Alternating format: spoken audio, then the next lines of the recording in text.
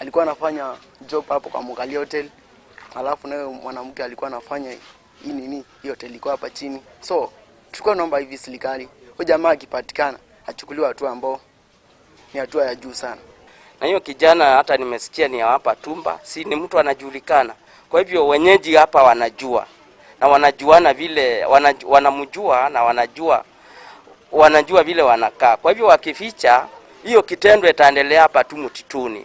Wito wangu kwa polisi ni kwamba wahakikishe ya kwamba wamefanya uchunguzi vilivyo, waone ni kiini ni nini ambacho kilisababisha hiki kitendo, na wachukue ile hatua ambao ya kisheria ambao inafaa ili iwe funzo kwa wengine.